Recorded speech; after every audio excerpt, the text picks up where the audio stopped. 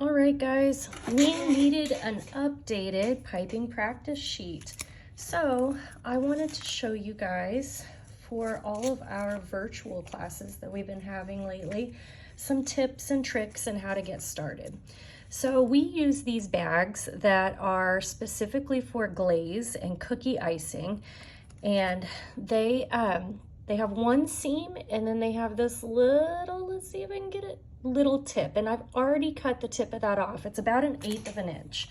I usually line up, I flatten this bag, I line it up, and I'll trim with my scissors just like that. So that's what I want you to do. Start really, really small. This is kind of where we're starting. If you place that bag up there, you're going to get an indication of kind of where to start. You can always do more. You're gonna hold the bag with the knot in between your thumb and your first finger, and everything else will be cupping around the bag so that we'll squeeze and get all of our pressure from the top. So that is how we are going to start. One more trick before I move on is I try and include extra bags in your kits because occasionally, now I have really good luck with this, but occasionally a bag will break and occasionally you might cut it too far. So if you take an extra bag and rebag it, you can actually, so the original bag is inside this new bag, and you can recut the tip and kind of get to start from the beginning again. Gives you a second chance. All right, so holding the bag, when we do our straight lines, this is kind of our outline line. So we touch the bag down and then we squeeze gently and we pull that bag up. Okay, my bag is about 1/2 inch to 1/4 of an inch off the page. So let's see if I can show you this way. No, that doesn't work. That doesn't work, you can't see it. But I touch down, don't squeeze any more than you have to. I am pretty high up, that was an air bubble. Sometimes I'll just squeeze that out.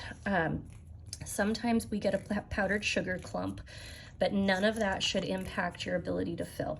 So this outline is what keeps all of the icing on our cookie. We outline everything before we fill, or flood is the cookier term. Now I held this bag at about a 45-degree angle. When we do our flood, we actually, and I'm gonna try and get this to where I can show you, you actually want the bag straight up and down. You hover over the paper or the surface of the cookie and you squeeze harder and you move slower. Okay, let's see if my red will let me. Let's see, I'll let you guys be able to see that a little bit better. So we hover, and you want to cover the top and bottom of that line and make kind of a thick, fat caterpillar.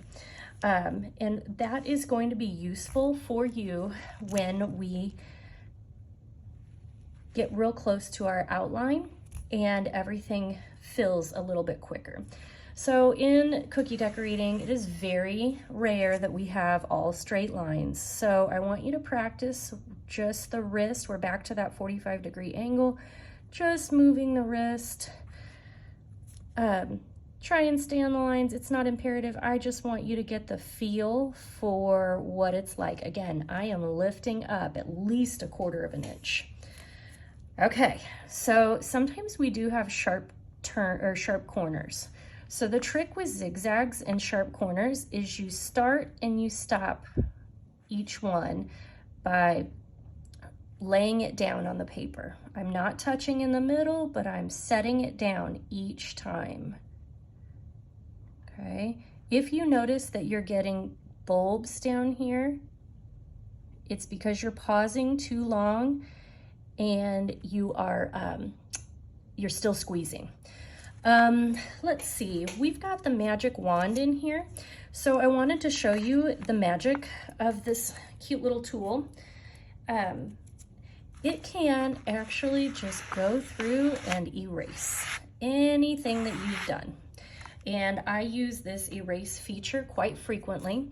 You need to make sure that the wand is clean and dry before you use it. You can also cut edges off. And I am on a towel right now, so my paper isn't as sturdy as it typically is. But you can do all sorts of stuff with that magic wand that will save you from some of the imperfections that might bother you. Although every cookie is going to taste the exact same, so do not fear. For polka dots, if we're doing those straight up and down and lift, when you lift, you release the pressure. It's kind of like you are creating a little Hershey kiss. If you wiggle the tip around, you have the opportunity. Oh, I got a tail there. I didn't stop squeezing. But if you are too far to the side or you wiggle the tip around, you may get a polka dot that is not actually circular. So then we have our hearts, and the way hearts work, you feel the natural instinct is that we could just draw them on. Well, cookie glaze doesn't always work that beautifully for the small, tiny things. We can do almost everything with it, but you have to do it in the right technique to get what we want. So I just pulled, I did 2 big dots, and then I pulled from the center down and swirled it around to get the full heart filled up. Sometimes while I'm thinking about it, you will get a line that looks like this, and it's kind of getting all wonky.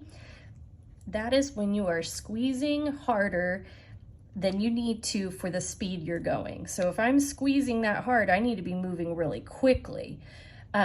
If I want to move slowly because, hey, I'm just not there yet, you just want to loosen up on your pressure. Okay, so we're going to pretend this little guy is a cookie, and we're going to outline. Circles are the worst. Don't worry if it's not a perfect circle, because rarely do I manage a perfect circle on my very first outline. So we lay that outline, and then you come back, and just like when you paint a wall, you're going to lay some trim. Okay, the trim is going to ensure that you have nice coverage at the edges. And then it gives you the opportunity to use a variety of techniques to fill her in. So you can go back and forth. Remember, we're using that really thick caterpillar line, so I'm moving slower, I'm squeezing harder, I'm just hovering over that. Or you can continue to follow until you get all the way in the middle, or a combination of both. And you want to get it nice and full. So real quick, I want to show you some wet on wet techniques.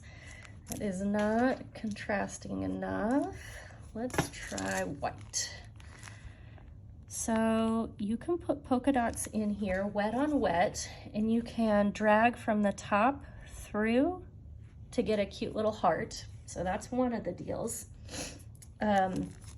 Another one is if you lay lines across. I'm going to do a couple of colors here. You can also drag. Goodness, I'm a little unsteady today. You can drag just by pulling these lines through, and you can do them all the same direction. You can do them alternating, and you can get a variety of techniques and looks out of this particular trick. Okay, so this is what you have. I have your name down here just simply so you can practice getting the hang of how that icing comes out of the bag, so you get to practice on paper before you have to get it on a cookie. All right, now the next tutorials will walk you through your specific class.